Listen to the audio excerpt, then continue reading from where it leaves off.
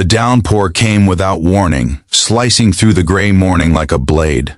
Thunder cracked over the skyline of Denver, Colorado, as a soaked and exhausted single father named Marcus Hale stood across from a man the world treated like royalty. That man was Warren Blackwell, a millionaire whose face appeared on magazine covers, billboards, and business blogs. But today, it was contorted with disbelief, because Marcus, a man with nothing left to lose, had just accepted a challenge no sane person would take, and within minutes, everything would change. Before we continue, if you believe in kindness, second chances, and miracles that show up when life feels impossible, please like, comment, share, and subscribe. It truly supports the channel and helps stories like this reach more hearts. Marcus had not planned for any of this when he woke up that morning on the sagging couch of his small rented basement apartment. His daughter, Chloe, 7 years old and full of wonder, despite the hardships they faced, had kissed his cheek before heading to school. He promised her pancakes for dinner, even though the only thing in the fridge was half a jug of milk and a few slices of stale bread. Still, he smiled because she needed to see hope on his face, even when it lived nowhere inside him. Marcus had lost his job 3 months earlier when the auto shop he worked at shut down. Since then, life had been a tug-of-war between overdue bills, eviction notices, food stamps that never stretched far enough, and a desperate search for work.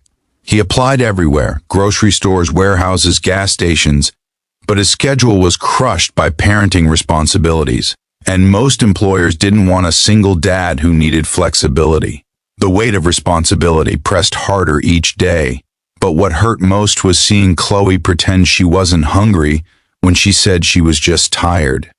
Everything changed the day Marcus showed up at Blackwell Industries to apply for a janitorial job. It was the only position left open on the listing.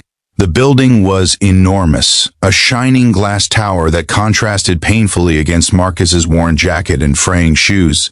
But he held his head high as he stepped inside, believing that even sweeping floors would be a step towards saving his daughter's world. What he didn't expect was running, literally, into the company's owner. Warren Blackwell was known for his harsh business strategies, his competitive spirit, and a strange love for public challenges.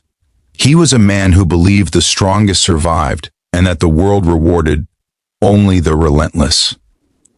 When Marcus accidentally collided with him in the lobby while picking up dropped resumes, it sparked the sort of moment that changes a life in a single heartbeat. Warren's eyes narrowed. He mocked Marcus's situation, asking why a man who looked like life chewed him up and spit him out would dare apply to work in his company. He said men like Marcus didn't survive in the world he built. They weren't hungry enough. They weren't fast enough. That's when Warren made the offer. Arrogant, reckless, cruel. He said, "My company is yours if you can outrun me." He meant it as a joke, a publicity stunt to entertain his entourage who laughed behind him. Marcus had every reason to walk away. Warren was in perfect shape, trained by private coaches, always running marathons, always winning at everything. Marcus, on the other hand, hadn't run more than a block in years. His knees ached from old injuries. His shoes barely had soles. But then Marcus pictured Chloe's face. The nights she whispered, "Daddy, are we going to be okay?" The quiet tears she thought he didn't see, the dreams she deserved, the future he couldn't give her. So he said yes. The moment the word left his mouth, the lobby fell silent. Warren smirked, amused, expecting an entertaining show before he crushed another man's dignity. But Marcus didn't flinch. He stepped into the rain-drenched parking lot, ready to run for something far bigger than pride. The race began at the edge of the building's entrance, a sprint to the far gate and back. Employees crowded around, recording on their phones as rain pooled on the ground. The air smelled of metal, asphalt, and arrogance.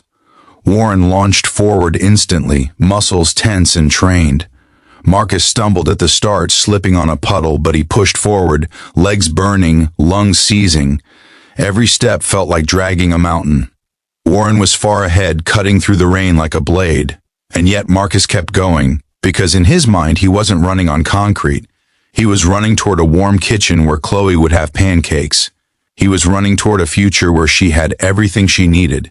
He was running because giving up had never been an option, not since the day her mother walked out and never came back. By the halfway point, Marcus felt his vision blur. His breath rasped painfully. Warren was already on his way back, confident, smirking as he passed Marcus. Spectators laughed and clapped, but over the noise, Marcus heard something else. Chloe's voice in his memory, cheering for him like she always did at school races. "Go, Daddy, you're the strongest." And something inside him broke, or maybe it awakened. He didn't know. All he knew was that he kept running. When Warren neared the finish line, something unexpected happened. He slipped. One misstep on the rain-soaked asphalt sent him skidding violently across the ground. Gasps filled the air. His ankle twisted painfully, rendering him unable to stand. Panic and anger twisted his face as he struggled, but he couldn't get up. Marcus, panting and barely conscious, saw the fallen millionaire ahead. He could have slowed down, he could have collapsed and accepted defeat with dignity. But he didn't. His legs moved like they were no longer his own. Guided by something deeper, stronger, he passed Warren with agony carved into every movement, and as the crowd watched in stunned silence, Marcus crossed the finish line. No cheers followed, no applause, only disbelief. The drenched, exhausted single father who had nothing left had just beaten a man who owned half the city. For several seconds, no one moved. Then the murmurs began. Warren's employees whispered among themselves, not laughing anymore, but quietly admiring the man who refused to break. Warren, humiliated and furious, demanded the race be dismissed as a joke. But the cameras had captured everything. His own staff reminded him he had spoken the challenge publicly. That made it legally binding. Still, Marcus didn't demand ownership of the company. He didn't want wealth that came from tearing another man down. All he wanted was a chance, a job, a steady income, a future he could build with dignity.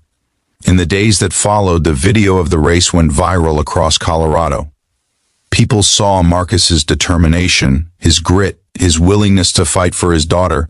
He became a symbol of perseverance. Local businesses reached out, donations were made. A GoFundMe was created without his knowledge. For the first time in years, strangers treated him not with pity, but with respect. Warren, on the other hand, faced a different kind of attention.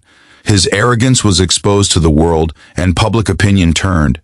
In a surprising twist, he reached out to Marcus privately. The call was awkward at first. Two men from very different worlds forced into an unexpected connection. But Warren apologized, genuinely. He said seeing Marcus run despite impossible odds made him realize something about himself, that he had spent his life climbing ladders and crushing competition, forgetting the value of simple humanity. He offered Marcus a position, not as a janitor, but as a logistics supervisor with full training included, a stable salary, benefits, and flexibility for childcare. He also offered Chloe a scholarship fund for the future. This time it wasn't arrogance guiding him, but humility. Marcus accepted, not because he sought pity or handouts, but because he could now stand on his own feet, knowing he earned this chance through raw determination. He moved into a better apartment, finally bought Chloe the pink backpack she'd always wanted, and filled their kitchen with real groceries. He still worked hard, harder than ever, but now his efforts built something strong, something lasting. Every night he tucked Chloe into bed with gratitude shaking in his chest. Months later, on a bright Saturday morning, Marcus sat on a park bench while Chloe played on the swings. The air was crisp, the world felt softer. A group of strangers approached him, people who had seen the viral video. They said his story inspired them, that his courage reminded them not to give up. Marcus felt a warmth he hadn't felt in years, the feeling of being seen, being valued, being human. And as he watched Chloe laugh under the sun, he realized something profound. He had outrun more than a millionaire that day. He had outrun fear, hopelessness, and every crushing moment that tried to break him. He had outrun his past.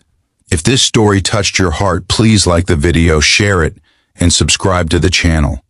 Your support helps us bring more real, emotional, and inspiring stories to life. Before we end, please comment below, never give up, because sometimes that's all it takes to change a life. Let me know if you want another story with a different twist, tone, or emotional focus.